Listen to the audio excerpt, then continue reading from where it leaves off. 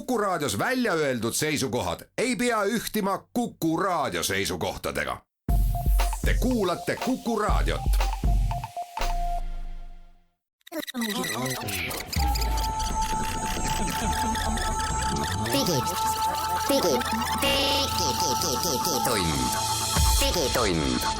Digitunni tulevikulahendused ja 5G toob sinuni Telia.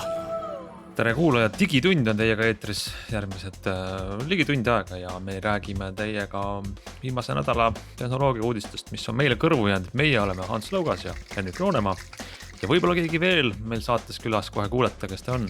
Aga teemad on sellised, et võtame kõigepealt ette selle, kui hästi on siiamaani kiire interneti võrgu ehitamine maksumaksja raha eest Eestis läinud ja kuidas see edasi võiks minna. See keegi, kellest Hans poole sõnaga rääkis, on Glenn Pilbre ja tema toob siia stuudiosse kaasa uue GoPro 10 ja DJI Mavic täiesti uue drooni või vähemalt teadmised nendest ja võib-olla on ta midagi veel huvitavat. Räägime ka paar mõnusat fotonäpunäidet, mis on eriti kohased nendele, kes nüüd praegusel koroona ajal peavad inimesi pildistama. Ja lõpetame saate uuendusega Netflixi fännidele, kellel on kõik sarjad läbi vaadatud. Nüüd saab Netflixis midagi veel teha. Digitund. No nii, hakkame saated pihta võib-olla sellise toreda uudisega, mis kuidagi eelmisel nädalal kerkis esile meile silma seoses sellega, et erinevad Eesti telekomi operaatorid pakuvad soodsalt inimestele internetti. Aga asi ei ole lihtsalt niisama roosiline, et näete palun, internetiühendus on teile odavam, vaid uudis puudutas nüüd seda, et soodustused puudutavad siis seda internetivõrku, mida ehitatakse Eestis maksumaksja raha eest. Nimelt riik andis mõned aastad tagasi eraldas suure hulga raha, et keegi viiks maapiirkondadesse, kus ei ole head internetti, siis fiiberoptika, valguskaabli ja selle toetuse sai endale Enefit Connect, Eesti Energia tütarettevõte, kes siis muide mööda elektriliine veab seda valguskaablit ja veab otse majadeni välja inimestel lausa reaalselt tuppa. Aga Enefit Connect ise ei ole internetiteenuse pakkuja, ehk see valguskaabli otsa jõuab inimestele tuppa, aga siis peab inimene liituma mõne operaatoriga ja olukord on siis turul selline näiteks, et Tele2, üks 3 põhilisest operaatorist on teinud väga agressiivse kampaania juba, mis hakkas suve lõpus, mis nüüd pikendati kuni oktoobrini, põhimõtteliselt aasta aega tasuta internetti ja mitte niisama tasuta, vaid siis 100 megabitti üles ja alla laadimine üle valguskaabli, mis muidu on 25 eurot kuus. Aga see ei ole mitte ühe operaatori selline agressiivne kampaania, vaid sellele vastas ka teine ja Elisa tegi siis sellise vastupakkumise inimestele läbi Enefiti võrguliitujatele, et võtad 150 megabitti kiirusega internetti. Jällegi see on sünkroonne siis fiiberoptika ja lisaks veel 60 telekanalit ka lisaks ja saad kõige selle nagu 50% soodustusega, et mis need numbrid on, 44 euro asemel 22 eurot.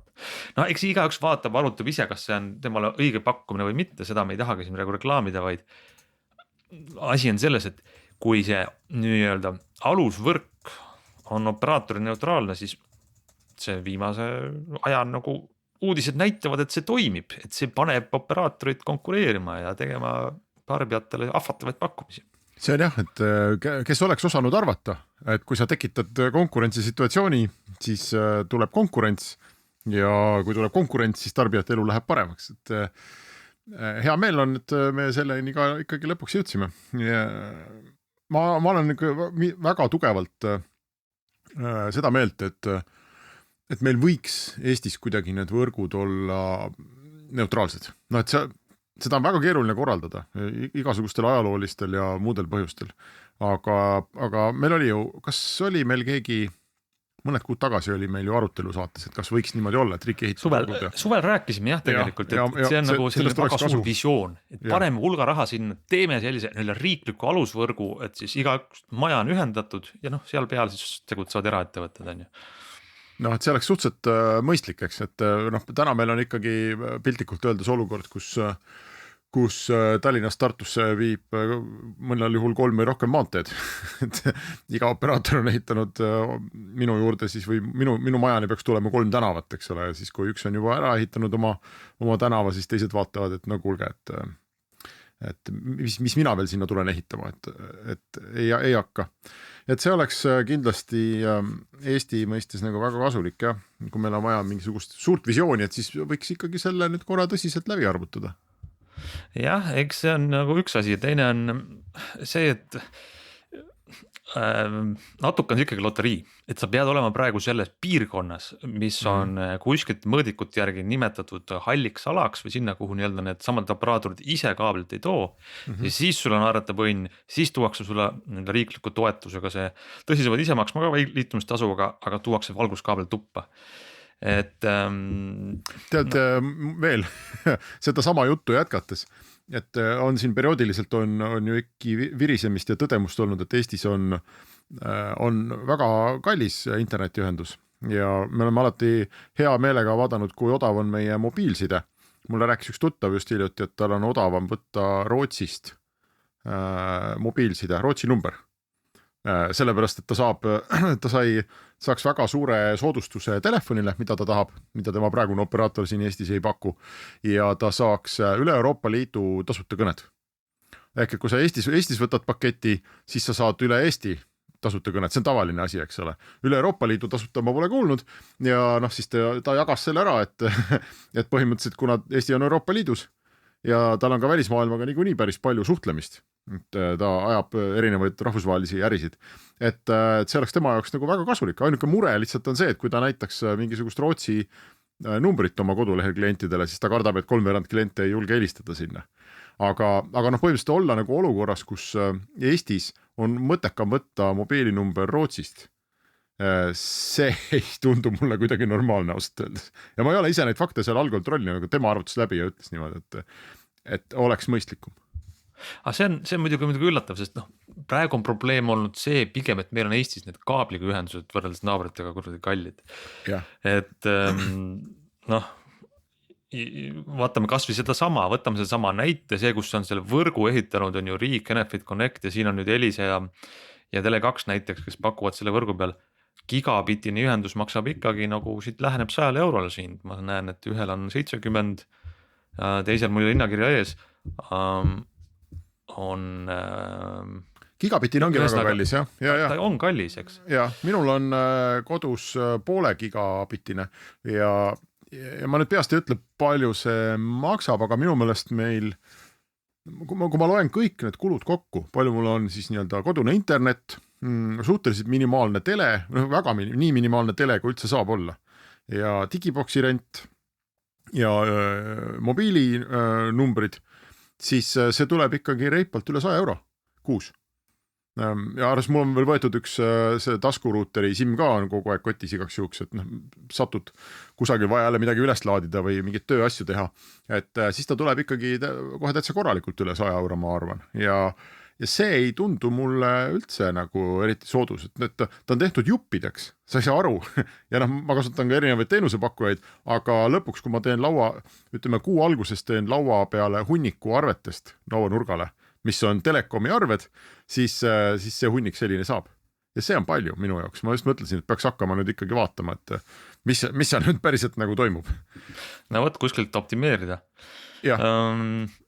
Aga mainime tegelikult ära ka eelmisel nädalal veel ühe uudise, mis samast teemast on, et kui me räägime sellest, et mingid nagu konkurentsiolukorda on see parandanud, see operaatori neutraalne võrk, siis see võib isegi asi minna veel paremaks, sest et teil majandusministeerium on ette valmistamas siis sellist toetuse kava järgmisteks aastateks lausa kuni aastani 2027, kus seda sama asja siis jätkatakse ja sinna pannakse number on lausa 69 miljonit eurot. Vaatasin korra nii-öelda minevikku tahavaatepeeglisse, siis see Enefit Connect on praegu jõudnud ehitada nii umbes 5000 maja ühendada fiibriga aastas.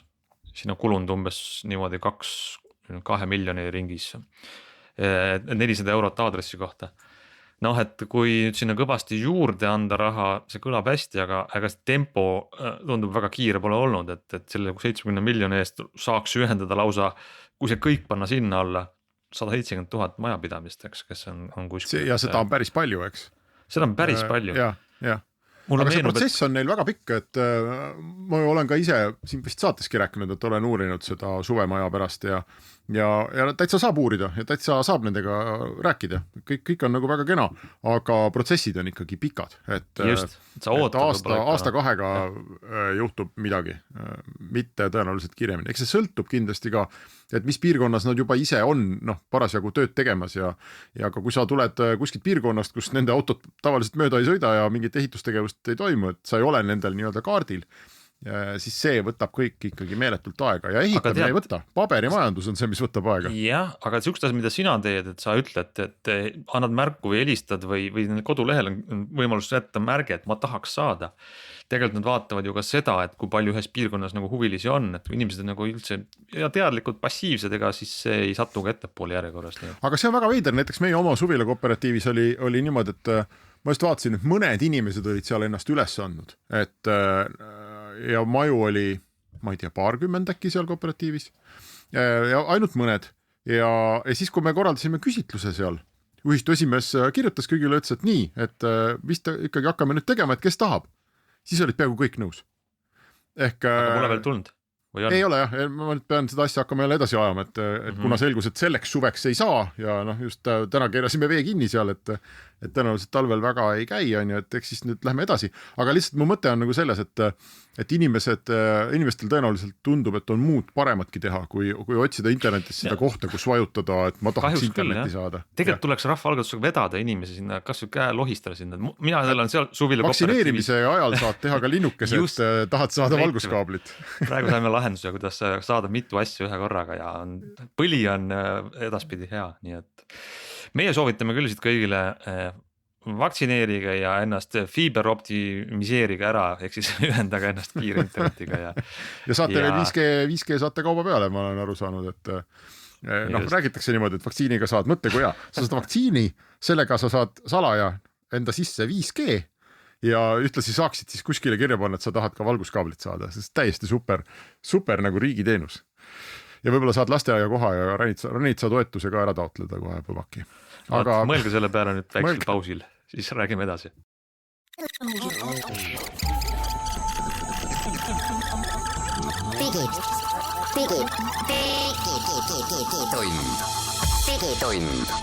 Digitunni tulevikulahendused ja 5G toob sinuni Telia. Läheme digitunniga edasi ja tahaks korraks vaadata lähitulevikku, sest talv on tulemas, ma loodan, et lund tuleb palju, tahaks hakata suusatama mäest alla, võib-olla ma see aasta õpin mõne triki ära mäe peal suusatades ja siis on mul muidugi nagu elus kõige tähtsam eesmärk seda pildistada ja filmida ja näidata ja ise üle vaadata, kui äge ma olen.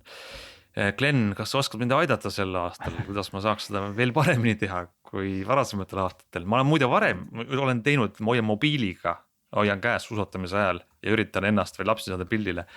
Ei ole väga hea. Ma olen ka teinud seda, jah. See on äärmiselt ebaturvaline asi. Endale, lastele, telefonile ja teistele suusatajatele. Et 4 riskigruppi põhimõtteliselt. Glenn, kas sul on mingi lahendus meil? Ei no, jaa, mul on terve kohvri täis lahendusi. Midagi uut? Et no muidugi, kõigepealt ma ei hakka rääkima sellest, kuhu sa kohe sihid, et põhimõtteliselt on olemas veel teisi kaameraid ka peale selle.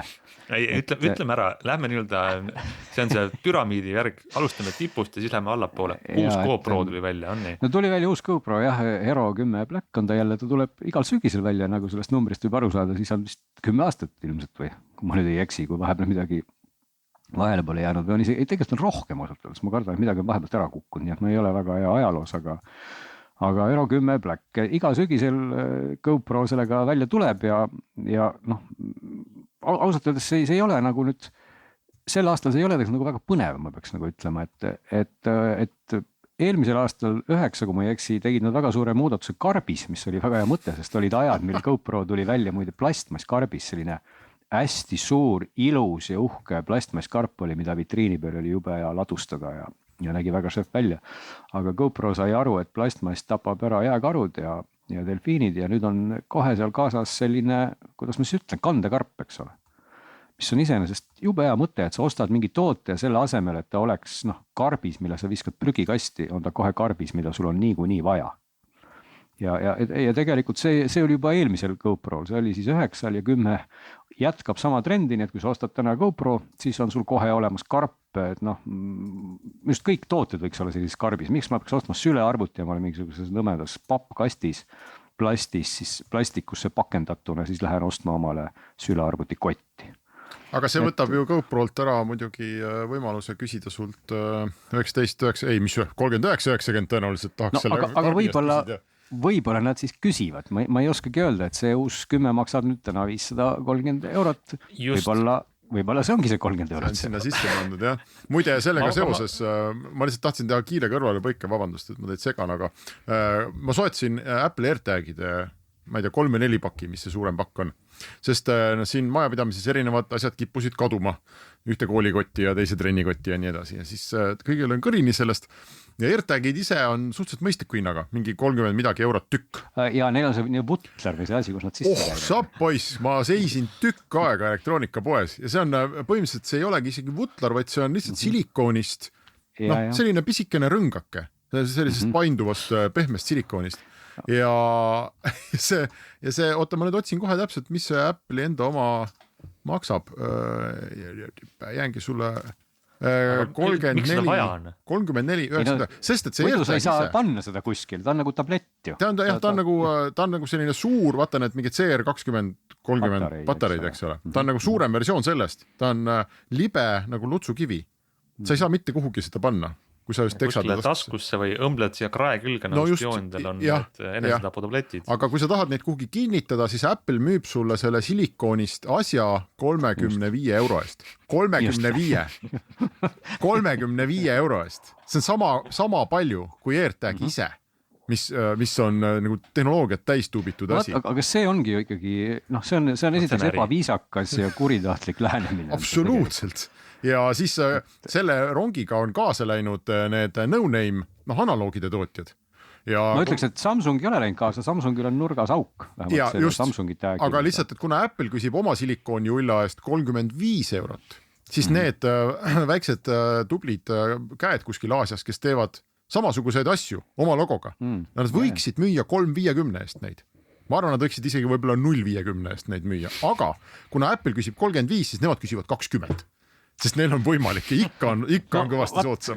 Ühesõnaga, seda enam tuleb tunnustada siis GoPro'd, et nad ikkagi on nüüd, ei ole see karp lisavarustuse hulgas. Okei, aga kas meil on päris see on juba kiht ja ma olen nõus teie kõigega, see kõik on, kuhu see tüürib praegu, see on nagu uskumatu.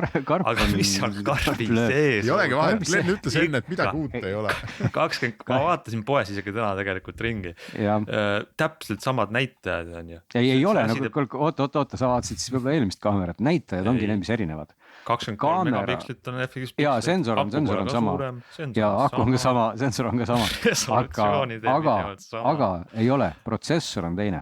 Et protsessor oli ennem, kui ma nüüd ei eksi jälle detailides, GoPro'l oli vist viimased 3 aastat umbes või isegi rohkem protsessor nimega GP1, lühendist Glen Pilver 1.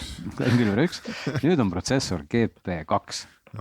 Ja GP2 ongi 2 korda võimsam kui GP1 ja seetõttu tegelikult kõik tehnilised näitajad, eelkõige siis resolutsioonid suhtes kaadrisagedus ongi 2 korda suuremad.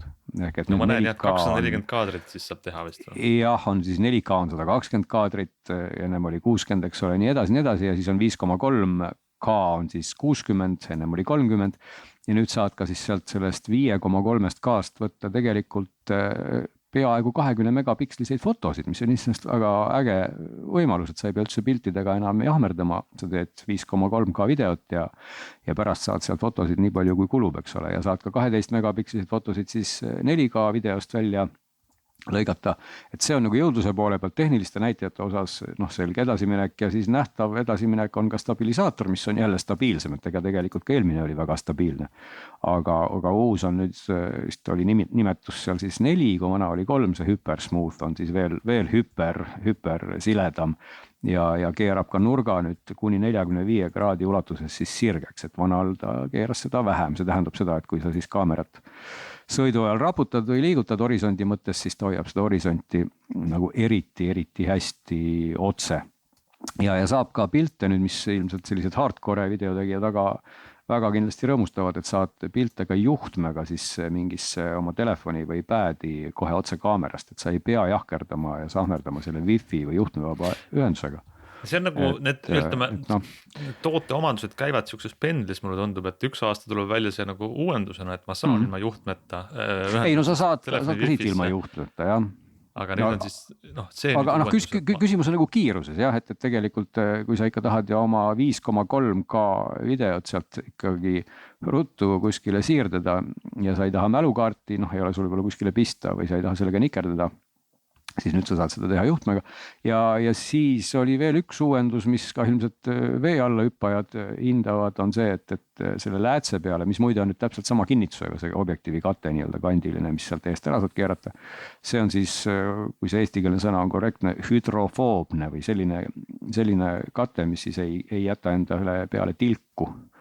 Nii et kui sajab vihma või sa juhtumisi hüppad vee alla ja tuled sealt välja, siis see objektiivi kate on puhas.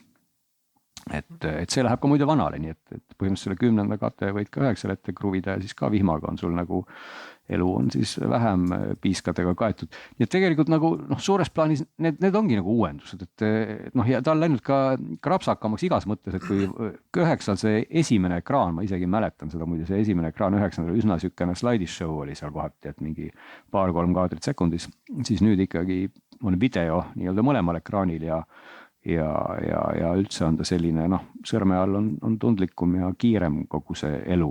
Nii et ongi, nagu välimus ei ütle nagu midagi, sinine logo on, ennem oli hall logo. No asi seegi.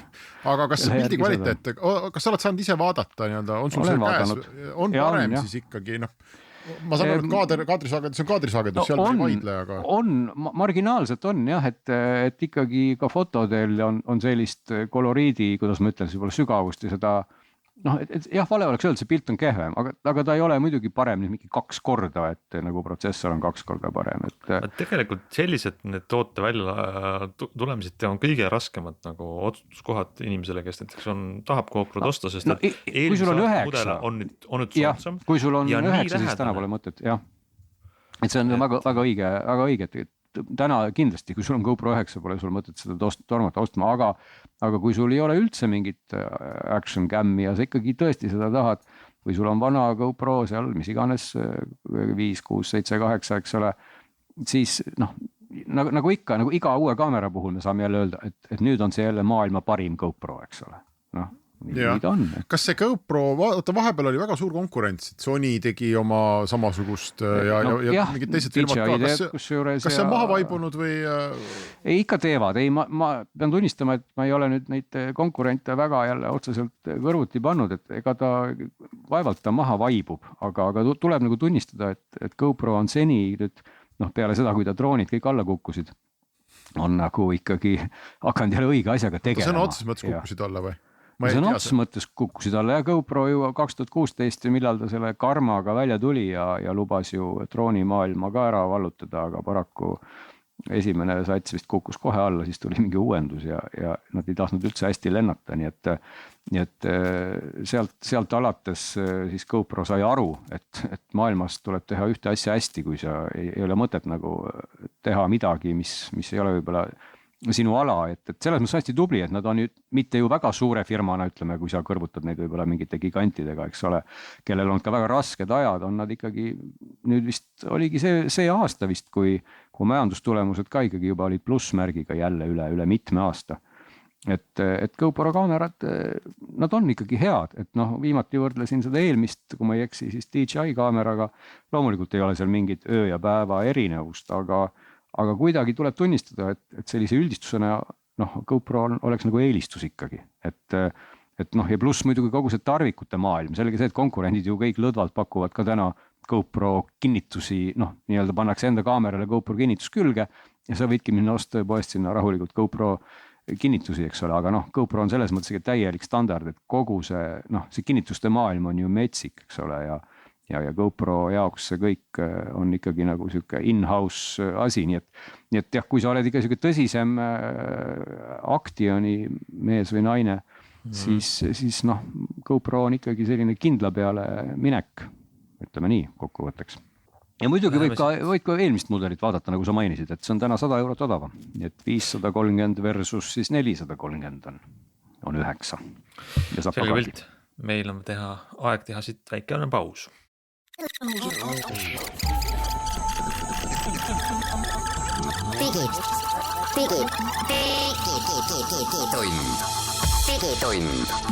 Digitunni tulevikulahendused ja 5G toob sinuni Telia.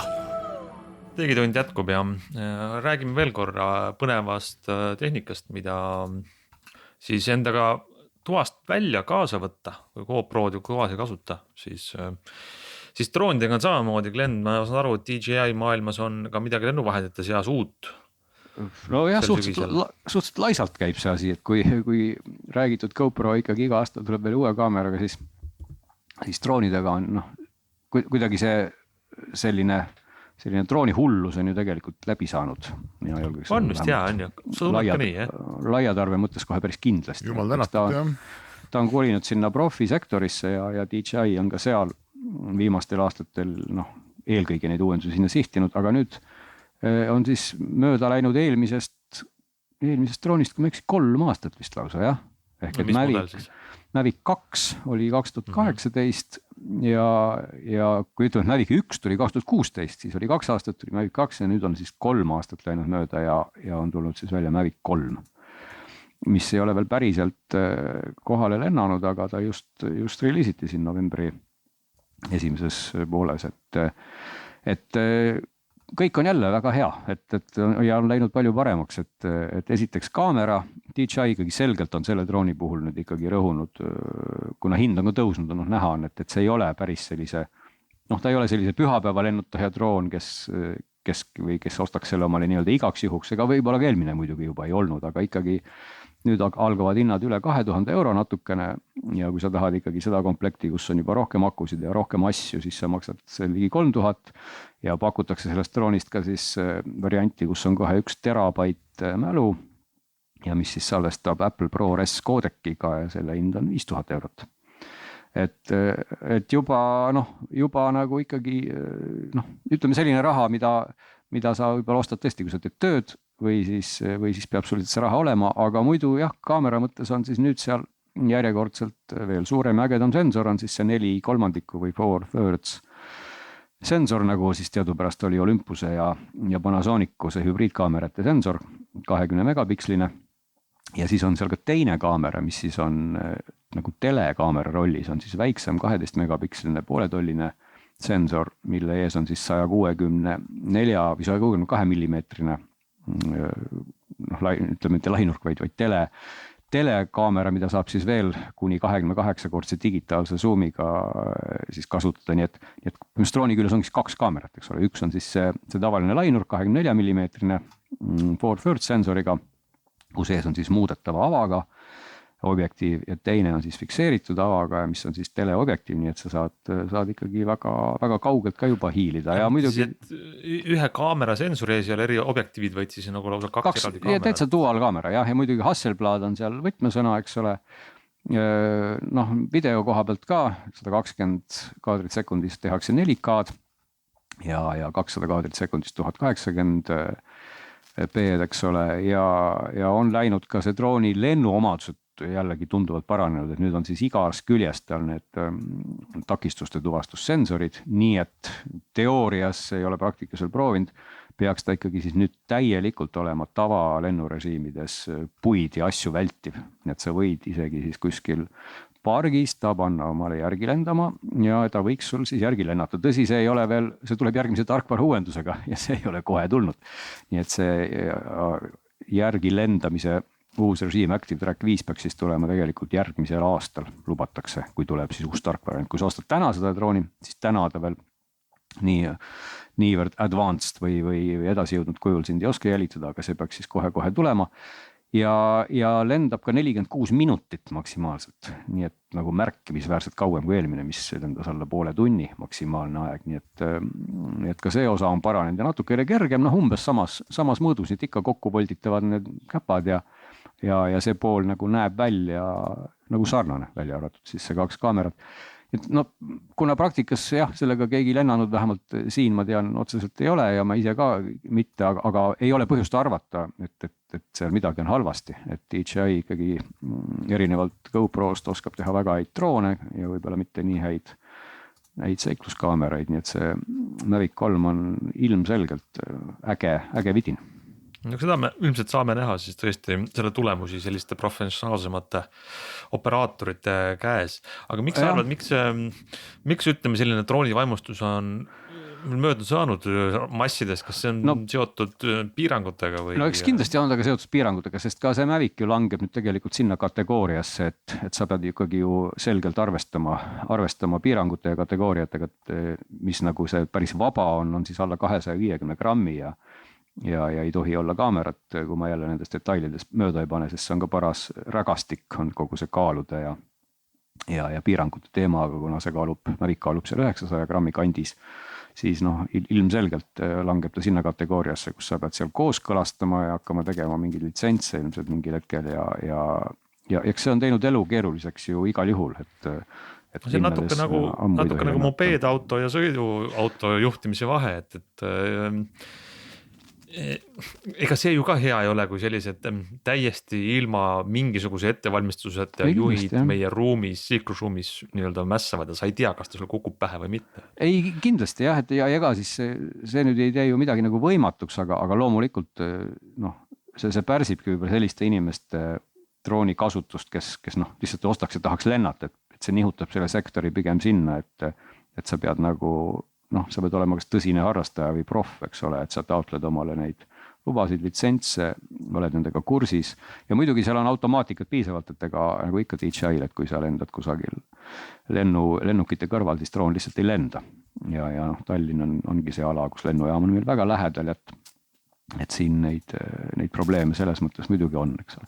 Nii et järjekordselt ütlemegi selline asi, et kui oleks ta tulnud välja selle drooni vaimustuse tippajal, siis oleks ilmselt kõik hüppanud rõõmust lakke, aga täna on ta natuke selline, et loogiline asjade käik, et nii peabki olema, et iseenesest on tore, et see valdkond läheb ka sinnapoole, et need droonid tõesti on nagu targemad, et mina sel ajal, kui ma veel ise ka olin väga suures drooni vaimustuses, siis alati nagu sai vanduda selle üle, et teoorias nad kõik jälitasid sind väga hästi ja tegid kõiki asju, aga lendasid nad puu otsa ikka varem või hiljem, et on olemas küll üks mudel, mille nimi on Skydio, mis ka juba siin mõned aastad just lööb laineid sellega, et ta kütab kõigil järgi.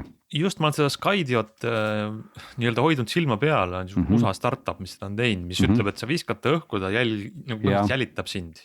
Lähed jooksma või sõitma maastiku rattaga ja teeb su ümber tiire ja väldib puid. Aga kas peale reklaamvideote olete seda näinud kuskil päris? Ei, ma ei ole seda, ei tea, kui Eestis kellelgi on, võib meile kirjutada, et tal see on ja tahab seda näidata, et ei ole seda päriselt näinud, aga ta tundub oma lubaduste kõrgusel olevat, et siin on just kui tahetud ka seda uut Mavicut selle Skydioga võrrelda, et DJI ise on väga kidakeelne selles osas, et loomulikult konkurendi nime ei mainita, et kas ta nüüd sama efektiivselt takistusi väldib võiks justkui, sest tal on ka ümberringi need sensorid. Küll on seal see kiiruse teema, et see uus droon tegelikult kihutab Mavic 3 kuni seal ligi vist 80 kilti tunnis, aga loomulikult need takistuste tuvastussensorid toimivad ainult selles tavarežiimis, mille kiirus on ikka oluliselt aeglasem, eks ole. Nii et sa ei saab natuke nagu peaaegu droonirallit teha ka, aga siis sa vastutad ise. Ja siis sa vastutad ise ja muidugi lendab ka kaugele, eks 15 kilomeetrit on ulatus, aga see on juba nii kaugemal, kui kõik seadused teile lubavad, nii et jah. Selge pilt, aga meil on nüüd aeg minna väiksele pausile ja siis oleme tagasi.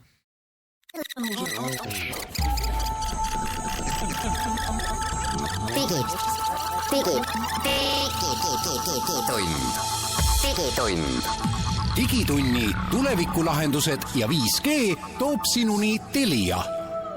Digitund läheb edasi ja räägime nüüd, jätkame fototeemat. Henrik, ma saan aru, et sulle kirjutas üks kuulaja huvitava näpunäitega. Ei, mulle ei kirjutanud, vaid mu vana hea tuttav Egert Kamenik kirjutas oma Facebookis, tema on siis professionaalne fotograaf tema oli saanud selle vihje ühelt teiselt professionaalselt fotograafilt, kelle nimi on Kalev Lilleorg ja nad avastasid siis kuidagi juhuslikult, et kaamerate, ma arvan, me räägime siin Canoni profikaameratest tõenäoliselt. Igatahes kaamerates on algoritmid tänapäeval, mis kuidagi tunnevad nägusid ja oskavad teravustada silmadele ja igasugust selliseid trikke teha.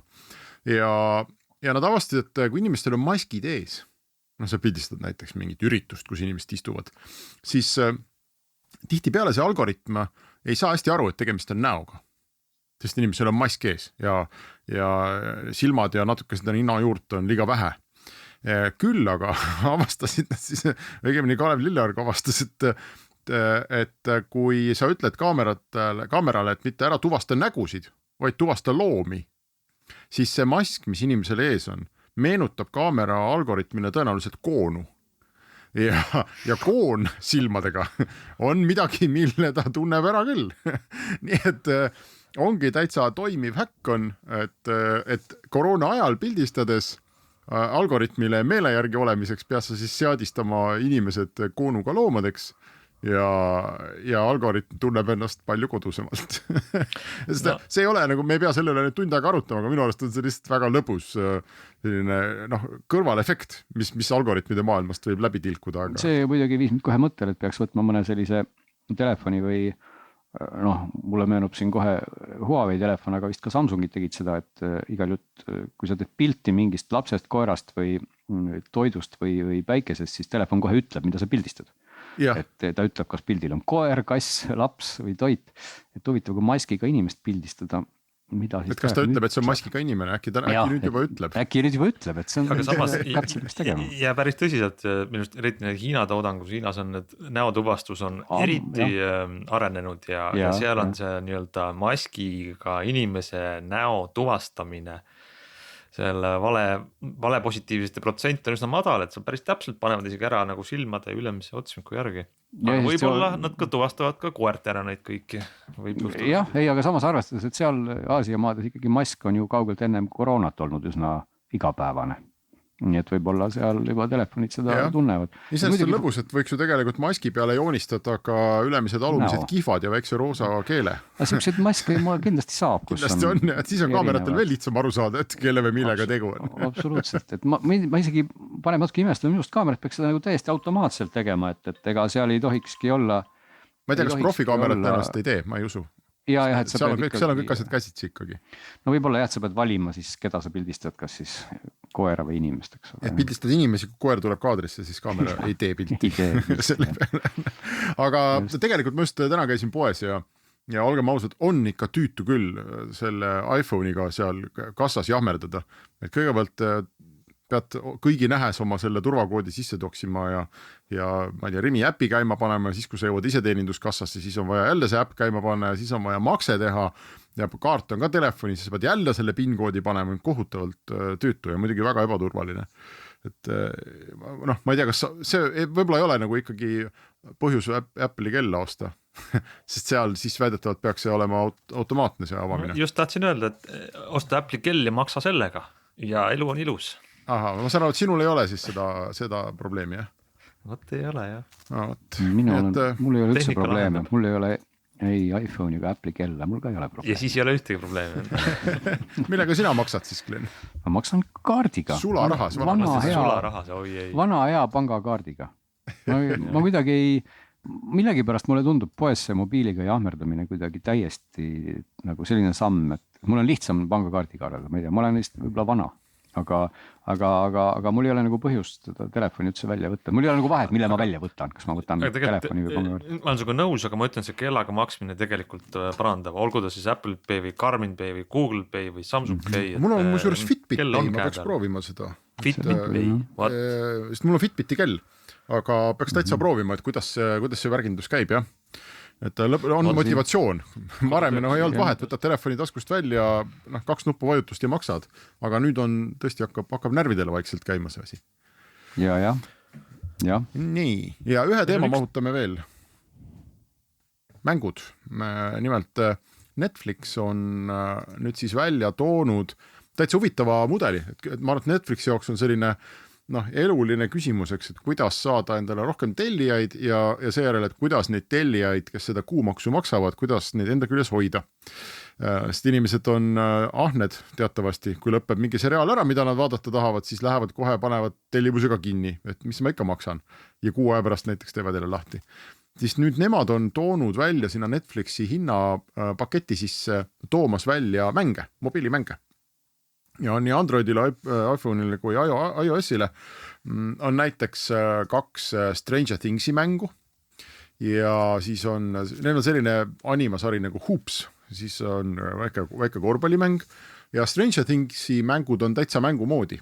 Ja korvpallimäng on selline, et kui sa ootad lifti kuskil 10 sekundit, siis aitab aega veeta. Kas mängud on siis Netflixi sees, et ma lähen Netflixi ja seal samas on sari ja mäng kõrvuti või? Ei ole, ütleme, et nad vist, mina ei õnnestunud tuvastada, et kas nad peaksid jõudma sinna Netflixi äppi ka, et vähemasti mingi infona, aga kuna Apple ei luba ja vist ka Google ei luba, sul niimoodi nagu äppi sees äpipoodi pidada põhimõtteliselt, siis need on kõik ikkagi eraldi ka äpipoes saadaval, nii et kui sa lähed App Store'i ja otsid siin näiteks Stranger Things, eraldi ka äpipoes saadaval, nii et kui sa lähed App Store'i ja otsid siin näiteks Stranger Things, siis need kaks erinevat mängu, siis sa saad need ka alla laadida. Küll aga sa ei saa neid mängida, kui sul ei ole Netflixi tellimust, nii et sa paned mängu käima ja siis ta küsib, et pane nüüd oma Netflixi parool ka palun.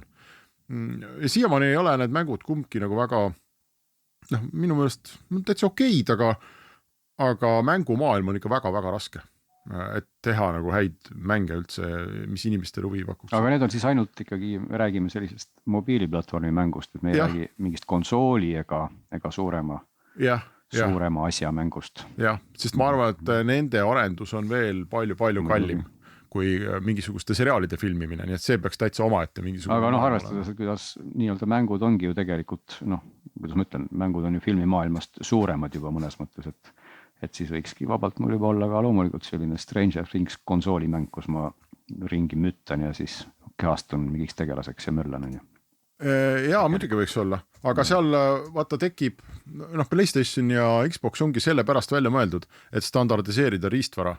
Ehk kui sa oled arvutimängur, siis sul tekib kohe probleem, et kas minu arvuti seda jooksutab, Netflix pakub, ma maksan, ma ei saa, mingi häda on, et iPhone'id on enam kõik ühesugused ja iPadid veavad need mängud ära küll. Ja samamoodi konsoolideks, PlayStationid, Xboxid, aga seal on jälle teised poed vastas. Et seal neil on nagu muu probleem, et ja need poed tahavad ka raha vahelt võtta ja kuidas sa seda tasuta annad või Aga ma arvan, et see on huvitav mudel Netflixi jaoks.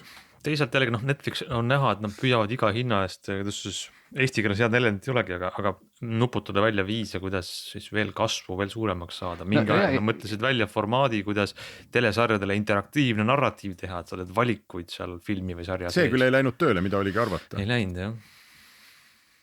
Ja ega muidugi tegelikult üldse igasuguses tarkvara maailmas ju järjest enam on see selline kuutasuline lähenemine on igas valdkonnas ju järjest enam tuleb, et maksa iga kuu natukene ja pidevalt siis saad. Ma juba mingis saates ütlesin, et põhimõtteliselt on võimalik kogu oma elu elada nüüd niimoodi ära, et kõik on kuumaksuline, eks. Just. Et ma ei tea, arvutid ja riided ja toit ja kõik saad mingi paketina. Ainuke asi, mida ei saa, on raha. Et kui keegi nuputaks nüüd ära, et kuidas nagu kuumaksu eest veel ka raha saada. Rahapakett. See läheb küll teise teemasse, aga see on selle finantsvabaduse alus on, et sa oled nii piisavalt jõukas, et sul tuleb iga kuu laekub, mis see siis olgu, vaid intress või... Ja kusagilt tuleb, jah. Dividendidest. See ongi selle mõtteviisi küsimus, et kas sa mõtled nii palju sa saad iga kuu kulutada või sa muudkui arvutad nagu paaniliselt kokku, palju sa kokku mõne asja eest maksad. Tegelikult selle kuutasuga ärimudeli üks eelis on see, et inimene mõtleb, aga see on 3 eurot, 2,99 ja ma võtan neid veel ja kui sa lööd iga kuu tellimused kokku. Ma 1 aasta tegin seda. Seda ei ole vaja teha. Ma ei ole teinud tükk aega. Aga samas olgem ausad, kui sa lähed ka poodi leiba ostma ja hakkaks kokku lööma, võib-olla palju sa oled viimase 10 aasta jooksul kulutanud leiva peale, see võib päris hirmus olla tegelikult. Üldse sa tahad öelda, et peaks leivatellimus teha? Jah, kuutasuline või fikseeritud hinnaga. Fikseeritud hinnaga ostad 10 aasta koguse ära kohe. Nagu elektripakett on fiks hinnaga, siis ka võiks olla leibapiim fiks paketiga. No, absoluutselt, nii et siin on jah ruumi teisteks aruteludeks muidugi. Kunagi oli Eestis pop oli Ernie Comics, mäletate, siis seal oli mingisugune klubi päevajuust või nädalajuust või midagi sellist, millega kõiki meelitati liituma, et siis tuli aluste kaupa toodi juust. Ei, nii kaua on kõik väga hästi, ma olen ise enda puhul pannud tähele, kuniks neid liitumisi pole liiga palju. Et kui sa maksad 10 sinna ja võib-olla veel ka 10 kolmandasse kohta, pole nagu hullu. Aga kui sa hakkad avastama, et sa maksad juba 10 10 kohta ja rohkem, siis hakkab nagu asi kontrolli alt väljuma natukene. Siis on siuke tunne, et peaks ikkagi midagi ära ostma ja kraani nagu kinni keerama tegelikult. Ja tegelikult siin on võib-olla ka teenus inimestele, et kui saaks mingi subscriptions.com teha, et mingi koht, kus sa näed, kus sa üldse mingisugused regulaartellimused sul püsti on. Sest need laekuvad ka väga erinevatesse kohtadesse, üks on ühe kaardi peal, teise kaardi peal, midagi on PayPalis, midagi on mobiiliarve peal ja midagi on kuupõhine, midagi on aastapõhine, midagi on kvartalipõhine, midagi on eluaegne nii-öelda. Et see on kohutult tüütu ja mitte midagi ei saa aru. See on väga hea mõte, peaks kohe ära tegema, eks ole, ja sealt omakorda võtma siukse priske vahendustasu. Loomulikult kuutasu. Aga meil on aeg saada lõpetada, lähme kohe tegema, jah? Just. Näeme järgmine nädal ja vaatame, kuidas kuutasu kujuneb.